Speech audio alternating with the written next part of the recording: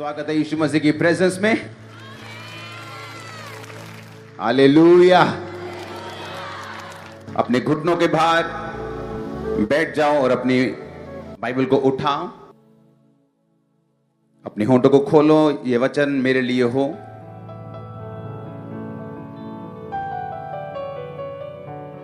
मेरी जिंदगी सेम न रहे। मांगो ऊंची आवाज में।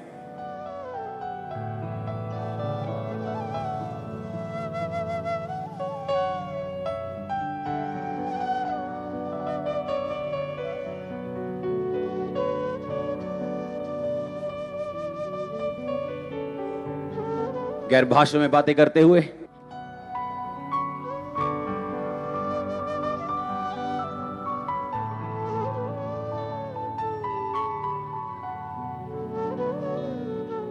आज उसका रूह आपको छूकर वापस भेजेगा। जिस काम के लिए आप बुलाए गए उस काम के लिए आप आज मसीह भी हासिल करेंगे यीशु मसीह के नाम में। वो स्पिरिट आपको भरेगा भी, आपके साथ यहां से वापस भी जाएगा। वो ग्रेस के साथ आपको भरेगा और ग्रेस वापस जाएगी। आमीन। ऊंचा ये आशीष आपकी है चर्च। मैं कह रहा हूं, आप भी जानते कई बार कि परमेश्वर ने आपको किसी काम के लिए चुना है। आप ग्रेस को रिसीव करने जा रहे हैं। प्रैक्टिकली आप वो काम कर पाएंगे। आमीन। ऊंचा ये बरकत आपकी है। जब एक फौजी अफसर अपने साथी फौजियों को लड़ने के लिए भेजता है, वो ये देखता है कि वो उसे किन लोगों के खिलाफ भेज रहे हैं। क्या उनके पास AK-47 है, क्या तोप है, क्या उनके पास क्या चीज है। बंदूक वालों के खिलाफ वो उन्हें डंडा देके नहीं भेजता, और जहां डंडे की जरूरत है वहां वो बंदूक देके नहीं भेजता। उसी तरह से बाइबल कहती है परमेश्वर ने आपको एक युद्ध दिया है। यह युद्ध शैतान के साथ, अंधकार की शक्तियों के साथ, दुष्टता की आत्मिक सेनाओं के साथ, जिनका हेड ऑफिस आसमान में है। तो परमेश्वर यह मेक श्योर करेगा कि आपके पास वो सारे हथियार हों जिससे आप वो युद्ध जीत सकें। कौन सी कलीसिया है जो ठोकर खा रही है? कौन सी कलीसिया है जो शैतान की विक्टिम बनी हुई है, विक्टर बनने की बजाय, जो हर वक्त कंप्लेंट करते हैं कि दुष्ट आत्मा उस पर अटैक करता है? ये वो कलीसिया है जो इन हथियारों की कमी के साथ जूझ रही है। कुछ देश जब हथियारों की कमी होती है तो वो दूसरे देश उनको कुछ नहीं समझते, उनको थ्रेट करते हैं। और कई बार एक ऐसा देश जो फाइनेंशियली स्टेबल नहीं है, अगर आप उत्तर कोरिया को देखेंगे, कुछ नहीं है उस देश में, लेकिन उसकी परमाणु शक्ति इतनी है कि दूसरे कोई भी देश उससे पंगा लेने के लिए खुश नहीं है, कतराते हैं। उसी तरह से शैतान जानता है कि किस कलीसिया के पास, किस चर्च के पास, यानी बॉडी के पास, चर्च मतलब बॉडी यानी आप यानी मैं, कौन से हथियार हैं उसे मालूम है। जितना विरोध बाइबल में आपने पौलुस का देखा होगा उतना अपोलोस का नहीं देखा होगा, क्योंकि पौलुस के पास बाइबल कहती है ऑलमोस्ट हर एक वरदान था आत्मिक, और अपोलोस जो है वो सिर्फ टीचिंग करता था। अपनी स्क्रीन पे देखेंगे रोमियो उसका 1 उसकी 11 आयत। कहता मैं तुमसे मिलने की लालसा करता हूं कि मैं तुम्हें कोई आत्मिक वरदान दूं जिससे तुम स्थिर हो जाओ। इंग्लिश में लिखा, For I long to see you that I may impart unto you some spiritual gift to the end ye may be established. कहता I may impart, मैं तुम्हें कोई आत्मिक वरदान दूं। कौन कह रहे? पौलुस कह रहे। कहता जिससे तुम इस्टेब्लिश्ड हो जाओ। हिंदी में कहता तुम स्थिर हो जाओ। जिन कलीसियाओं में वरदानों की कमी है वो कम इस्टेब्लिश्ड और कम स्थिर हैं, क्योंकि अगर वो ये कहते हैं कि हम वचन में मजबूत हैं तो वो ये वचन ये भी कहता है कि तुम बड़े से बड़े आत्मिक वरदानों की धुन में रहो। फिर वो कौन से वचन में स्ट्रांग है अगर वचन पूरा नहीं हो रहा तो? आप मेरी बात समझ रहे कि नहीं? मैं ये कहता हूं कि मैं वचन में बहुत स्ट्रांग हूं, पर वचन में तो लिखा है तुम बड़े से बड़े आत्मिक वरदानों की क्या रहो? धुन में रहो। पहला कुरिन्थियों 12 उसकी 31 आयत। क्या सब अनुवाद करते हैं तुम बड़े से बड़े वरदानों की धुन में रहो? जब एक आदमी शराब पीता है वो शराब की धुन में रहता है। सुबह उठते ही उसे इंतजार होता है कि मैं कब काम पे जाऊंगा, कब काम से लौटूंगा और कब बोतल खोलूंगा। नहीं यकीन तो उनसे पूछ के देख लो। एक छोटा बच्चा जब नई नई वीडियो गेम लेता है उसे होता है कब मैं स्कूल में जाऊंगा, कब वापस आऊंगा और कब मैं वो वीडियो गेम खेलूंगा, क्योंकि वो उसकी धुन में है। एक नया मैरिड इंसान जब काम पे जाता है उसे लगता है कब मैं काम पे जाऊंगा और वापस आऊंगा और हम दोनों टाइम स्पेंड करेंगे। वो धुन में रहते हैं। परमेश्वर ने वही वर्ड यूज किया है वरदानों के लिए भी। उसने ये नहीं कहा वरदानों के बारे में ठीक है उसके पास है तो कोई बात नहीं। उसने कहा तुम बड़े से बड़े वरदानों की धुन में। धुन मतलब उसकी एडिक्शन में, उसको सोचते रहो दिन रात। अपना ध्यान जो है, अपना माइंड जो है वो वरदान की धुन में लेके जाओ। बताइए क्यों? पौलुस कहता जब मैं आऊंगा मैं कहता तुम पर हाथ रखूंगा और तुम्हें एक वरदान दूंगा जिससे तुम स्थिर हो जाओ, इस्टेब्लिश्ड हो जाओ। इसका मतलब वरदान जो है हमें इस्टेब्लिश्ड, हमें स्थिर करते हैं। आमीन। हमें क्या करते हैं? वरदान हमें स्थिर करते हैं, हमें स्ट्रांग करते हैं। और उसने कहा इनकी धुन में रहो। अगर ये इंपॉर्टेंट ना होते तो वो ये ना कहता तुम बड़े से बड़े वरदानों की धुन में रहो। तुम प्रेम में जियो लेकिन वरदानों की धुन में भी तुम रहो। आमीन। जो यीशु मसीह ने कहा अगर वो लंगड़ों को चलाने से, अंधों को दिखाने से और लकवे के रोगियों को और बीमारों को चंगा करने के वरदान से ना चलता तो कोई भी उनकी बात पे यकीन नहीं करता। परमेश्वर ने कहा लोग जब तक चिन्ह और चमत्कार नहीं देख लेंगे वो कदापि विश्वास नहीं करेंगे। वरदान ये हेल्प करते हैं हमारी कि जो कुछ परमेश्वर कह रहा है उसको साबित किया जा सके, उसको प्रूफ किया जा सके। बाइबल कहती परमेश्वर ने मूसा को कहा 70 लोगों को चुन और मैं तुझ में से वो आत्मा जो तुम्हारे ऊपर है मैं कुछ कुछ लेकर उन 70 लोगों के ऊपर डालूंगा और जिन जिन के ऊपर वो आत्मा गया बाइबल कहते हैं वो भी भविष्यवाणी करने लगे। इमेजिन करो अगर मैं विश्वास से भरा हुआ हूं तो परमेश्वर मुझसे बात करता है, मेरे पास अनॉइंटिंग है। आज जब ऑयल से आप पे प्रेयर होगी, आज जब इंपार्ट होगा, इमेजिन करो अगर आप संघर्ष कर रहे हैं लाइफ में, वो विश्वास की स्पिरिट आपके अंदर भी आएगी। आप मेरी बात समझ रहे कि नहीं? पौलुस ने कहा मैं तुम पर हाथ रखूंगा ताकि तुम्हें वरदान दे सकूं, ताकि तुम स्थिर हो जाओ। आमीन। मैं इंपार्ट करूंगा, मैं दूंगा तुमको वो वरदान ताकि तुम स्थिर हो जाओ। और स्थिर होने का मतलब ग्रीक भाषा का 4741वां शब्द हम पढ़ेंगे। इस्टेब्लिश का मतलब, स्थिर का मतलब स्टेरिजो, जिसका मतलब है to turn resolutely in a certain direction. Established, strengthen. Resolutely का मतलब होता है जैसे ये साइंटिस्ट यूज करते हैं, हमारा रेजोल्यूट जा रहा है, आ रहा है। हाँ? इसका मतलब होता है कि एक चीज का दृढ़ता पूर्वक एक दिशा में भागना। आप मेरी बात समझ रहे कि नहीं? सुनो मेरी बात आप ध्यान से। आपको यहां से लेके वहां तक जाना है। ओके ओके, उठ जा, वहां जा, भाग जा भाग जा भाग जा भाग जा। अब ये बंदा परमेश्वर ने इसको बुलाया और इसकी दौड़ है वहां से लेके वहां तक जाना। समझ गए?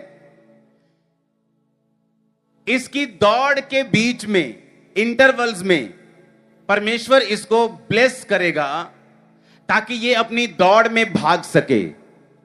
दाऊद दौड़ में भागता रहा, उसके बच्चे, उसके जो भाई थे वो पाप में गिरते रहे, लेकिन वो बाइबल कहती है कि चरवाही के टाइम पे भी परमेश्वर के साथ वफादार था। और जब भागता रहा, प्रभु के साथ सीधी लाइन में चलता रहा, तो शमूएल आया और उसको मसा कर गया। समझ आई कि नहीं? अब वो फिर भागता रहा परमेश्वर की उसी लाइन में, सीधी लाइन में भागता रहा। मुसीबतें बहुत आई, परीक्षाएं बहुत आई, मौत के थ्रेट बहुत आए, लेकिन भागता रहा और 30 साल की उम्र में यहूदा गोत्र का राजा होने के लिए क्या हो गया? मसा किया गया। अब कि फिर क्या किया? भागता रहा, फिर भागता रहा, फिर भागता रहा। 37.5 साल की उम्र में उसको इजराइल का राजा होने के लिए मसा किया। अब सुनो, ये बंदा मसीह में है और परमेश्वर ने इसको बुलाया कि यहां से लेके वो उधर तक तुम्हारी दौड़ है। आजा भी आराम से, आराम से, आराम से, ये इसकी दौड़ है, ये चल रहा है। आजा, आजा। अब टाइम आया, रुमाल दे दो भाई। यहां तक पहुंच गया, एक गिफ्ट मिला। आजा आगे, आजा आगे, आजा आजा। आप मेरी बात समझ रहे कि नहीं? ये चलता जा रहा है सीधी लाइन में। अब लाइन एक इधर भी जाती है लेडीज की तरफ। अब इसकी मर्जी है कि सीधा भागना है कि इधर भागना है। आप मेरी बात समझ रहे कि नहीं? अब सुनो मेरी बात। क्यों पौलुस ने कहा, उसने ये स्टेरिजो वर्ड क्यों यूज किया, मैं आपको ये बता रहा हूं। स्टेरिजो का मतलब to turn resolutely in a certain direction. कहता दृढ़ता पूर्वक एक दिशा में भागना। कहता मैं तुम्हें एक वरदान दूं जिससे तुम दृढ़ता पूर्वक एक दिशा की ओर भाग सको। क्यों? क्योंकि जब तुम एक ही दिशा जो प्रभु ने तुम्हारे लिए चुनी, तुम भागते जाओगे, तुम्हारी लाइफ सेम नहीं रहेगी। उसी दिशा में तुम्हें इज्जत मिलेगी, उसी दिशा में परिवार सेव होगा, उसी दिशा में हीलिंग है, उसी दिशा में बरकत है, उसी दिशा में फाइनेंस है, उसी दिशा में पापों से आजादी है, श्रापों से आजादी है, मुक्ति है, सब कुछ उसी दिशा में है। अब होता क्या है, जब कलीसिया के पास वरदानों की कमी होती और सिर्फ बातें कर करके वचन से वो थक जाते हैं, फिर जब वो सीधा चल रहे होते हैं इधर को मुड़ जाते हैं, क्योंकि वो वरदान की क्या है? कमी है। इसलिए पौलुस ने क्या कहा? उसने ये कहा कि मैं आकर तुम्हें सिखाऊंगा। उसने कहा मैं इंपार्ट करूंगा। उसने ये नहीं कहा मैं, वो वचन की शिक्षा में सबसे अधिक था वो पौलुस के ऊपर कोई नए नियम में वचन की शिक्षा में स्ट्रांग नहीं था। सबसे अधिक कलीसियाएं पौलुस ने स्थापित की। पूरा यूरोप, पूरा वो एरिया पौलुस ने प्रचार कर करके भर दिया था। एरिया में जगह नहीं थी जहां प्रचार नया कर सके, इतना प्रचार वो कर चुका था। वो पौलुस कह रहा है जो वचन में गहरा था, वो पौलुस कह रहा है जो कलीसियां स्थापित करता था। कहता मैं तुम्हारी लाइफ में कुछ इंपार्ट करूंगा ताकि तुम एक सर्टेन डायरेक्शन में दृढ़ता पूर्वक भाग सको। पास्टर्स क्या करते हैं? पहले तो वरदान नहीं होता, जब प्रार्थना करते हीलिंग नहीं होती, प्रार्थना करते डिलीवरेंस नहीं होती, फिर धीरे धीरे वो उस डायरेक्शन की ओर दौड़ना छोड़ देते हैं और अपनी डायरेक्शन चेंज कर लेते हैं।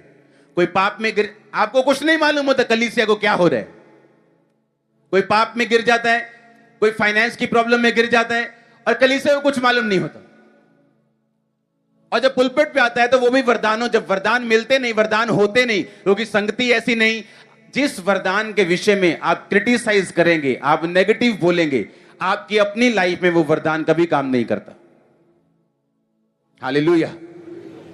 जब परमेश्वर आपको वरदान देता है, वो वरदान से आपका फेथ हाई होता है कि मैंने अभी इस पे प्रार्थना की थी, इसका ब्रेन डेड था, हील हो गया। ओ, इसका कैंसर था, हील हो गया। ये पागल था। वो वरदान क्या करता है? तुम्हारी हेल्प करता है कि तुम उस दिशा को ना छोड़ो और उस दिशा में भागते रहो। अब मेरी बात समझ रहे कि नहीं? अब उस दिशा में व्यभिचार भी आएगा जो आपको इधर उधर खींचेगा, लालच भी आएगा, दुख भी आएगा, हर तरह की चीज भी होगी आपके साथ। आप जब भाग रहे हैं इधर से इधर, तो रास्ते में क्या है? पाप भी है।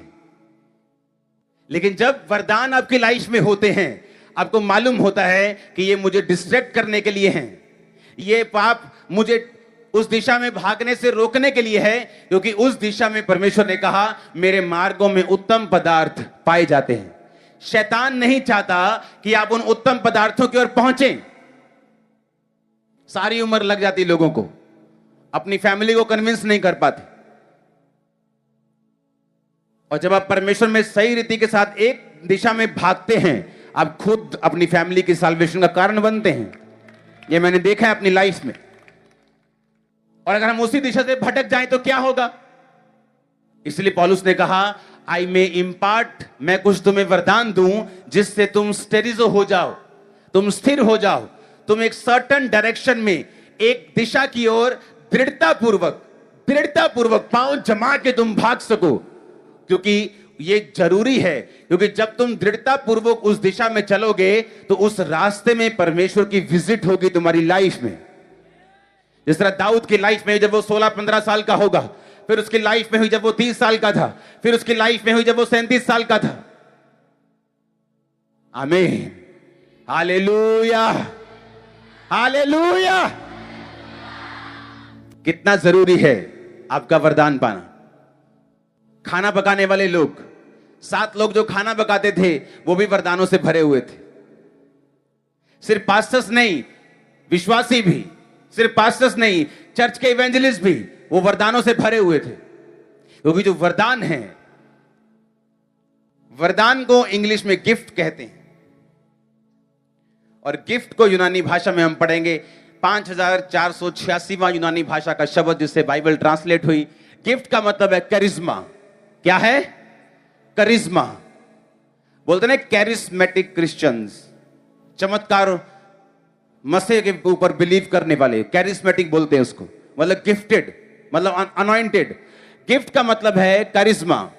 इसका मतलब है मिरेकलस फैकल्टी। इसका मतलब है रिलीजियस क्वालिफिकेशन। आपका रिश्ता होता है, वो तो पूछते हैं कितना पढ़े लिखे हो, कितनी पढ़ी लिखी हो, तुम्हारी क्वालिफिकेशन क्या है? आत्मिक क्वालिफिकेशन भी है। गिफ्ट का मतलब है रिलीजियस क्वालिफिकेशन। जितने ज्यादा गिफ्ट उतनी ज्यादा डिग्रियां। मैं थोड़ी बोल रहा हूं, कौन बोल रहा है? असली बाइबल बोल रही है, जो यूनानी भाषा में छापी गई थी। हां, इसका मतलब क्या है? Religious qualification. इसका मतलब चाहे तुम बड़े से बड़े नाम जोड़ लो अपने साथ, किसी बड़ी संस्था के हेड बन जाओ, लेकिन अगर तुम्हारी लाइफ में गिफ्ट्स की कमी है तो अभी भी रिलीजियसली तुम क्वालिफाइड नहीं हो, तुम अनपढ़ हो। अभी भी नाम तुम्हारा बड़ा हो सकता है, पर अगर गिफ्ट्स नहीं है लाइफ में तो तुम क्वालिफाइड नहीं हो स्पिरिचुअली। एक पढ़ा लिखा बंदा जब शरीर में पढ़ लिख जाता है, उसे वो संघर्ष नहीं होते जो आम लोग करते हैं मोस्टली। हां, उसे कंपनीज भी चाहती हैं, उसे सरकार भी चाहती है कि भाई साहब अच्छा आईएएस की पढ़ाई पास की थी, कुछ तो आईएएस पास करके भी आईएएस में नहीं जाते, उससे भी आगे आगे कहीं निकलने की कोशिश करते हैं। आप समझ रहे मेरी बात? क्वालिफाइड है वो इंसान, पढ़ा लिखा है, उसकी वैल्यू है। गिफ्ट का मतलब है करिश्मा, रिलीजियस क्वालिफिकेशन कितनी है आपकी? क्या आप रिलीजियस क्वालिफाइड हैं? क्या आप आत्मिक रीति से पढ़े लिखे हैं? तो जितने गिफ्ट्स हैं उतने आप पढ़े लिखे हैं, उतना ही लाइफ आसान है, उतनी मिनिस्ट्री आसान है। आप समझ रहे कि नहीं? तो गिफ्ट्स क्या करेंगे? गिफ्ट्स आपकी लाइफ को, मिनिस्ट्री को, आपकी परिवार की जो जिंदगी है उसे आसान कर देंगे। आपका फेथ एक अलग लेवल पे होगा, आप एक डायरेक्शन में भाग सकेंगे और आपको मालूम होगा आप सही दिशा में भाग रहे हैं। अनॉइंटिंग और गिफ्ट्स आपकी हेल्प करते हैं। उसने कहा मैं तुम्हें एक कैरिश्मा दूं, कुछ रिलीजियस क्वालिफिकेशन तुम्हें दूं ताकि तुम सर्टेन डायरेक्शन में, एक दिशा में भाग सको। इसलिए जो लोग उन जीवित चर्चों का हिस्सा है जहां पे वचन, जहां पे प्रचार, जहां पे सामर्थ सब कुछ है, उनका विश्वास दूसरे लोगों से ज्यादा है। बिना विश्वास के लोग बोते भी नहीं है। जितना किसी का फेथ ज्यादा है उतना उसका बोना भी ज्यादा है, क्योंकि सारा कुछ जो उसकी लाइफ के आसपास है क्रिश्चियनिटी में वो एक्टिव रहता है। अगर आप उसको रात को कॉल करोगे, अच्छा हमें सुबह जाना है इवेंजलिज्म के लिए, ठीक है जी, क्योंकि उसका फेथ एक्टिव है, चर्च बढ़ेगी। अगर आप उसको कॉल करेंगे, अच्छा बीज बोने है, अच्छा ठीक है जी, आप उसे कॉल करेंगे फास्टिंग करनी है 3, उसका फेथ एक्टिव है उस गिफ्ट के कारण और वो भाग रहा है, इसलिए वो सब चीजों में रिस्पॉन्ड करेगा। आप मेरी बात समझ रहे कि नहीं? कितना जरूरी है एक पास्टर का, एक कलीसिया का, एक विश्वासी का, एक इवेंजलिस्ट का उन वरदानों को पाना जो पौलुस कहता है तुम बड़े से बड़े वरदानों की धुन में रहो, इग्नोरेंट ना रहो। उसने कहा मैं नहीं चाहता जैसे तुम पहले गूंगी मूर्तों के पीछे चलाए चलते थे, कहता मैं नहीं चाहता अब तुम इस विषय में अज्ञान रहो, मैं नहीं चाहता तुम आत्मिक वरदानों के विषय में अनजान रहो। आप भी लकड़ी का काम करने के लिए आरी पकड़ सकते हैं और कर कर काट सकते हैं, पर उसका काम तो नहीं प्रॉपर कर सकते। हां, जिन पास्टर्स के पास हीलिंग का गिफ्ट है, दूसरे उसको कॉपी तो कर सकते हैं, पर वो सेम हीलिंग करना मुश्किल है, क्योंकि वो वरदान है, वो एक गिफ्ट है। गिफ्ट पाओ यीशु मसीह के नाम। प्रभु से कहो वो आपको गिफ्ट दे, प्रभु से कहो वो आपको रिलीजियस क्वालिफाइड करे, आसान करने के लिए आपकी लाइफ को, ताकि आप सर्टेन डायरेक्शन में भाग सकें। आप कलीसिया में हैं, आज परमेश्वर का मान लो आत्मा आपको मसा करता है, आपको दर्शन का वरदान मिलता है, आपको आने वाले समय की परसीविंग उसको थोड़ा आप समझना शुरू कर देते हैं कि आने वाले टाइम में क्या होने वाला है। आप अपने हस्बैंड के लिए प्रेयर कर रहे हैं और परमेश्वर का आत्मा आपसे कुछ बात करना शुरू कर चुका है, आप अपने हस्बैंड को बता सकती हैं। ऐसी कई चीजें हैं जो आपके साथ होनी शुरू होती है जब आप वरदानों की धुन में रहते हैं। कितने समझ रहे हैं?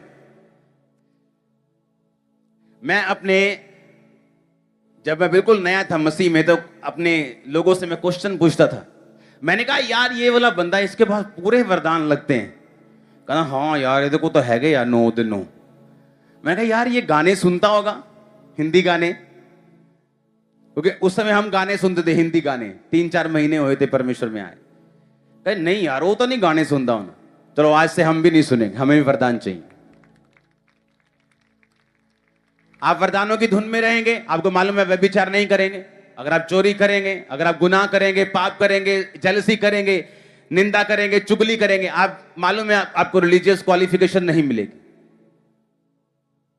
जो वरदान के ऊपर और स्पिरिचुअल लाइफ के ऊपर मनन करने वाला व्यक्ति पाप से भी बचा रहता है,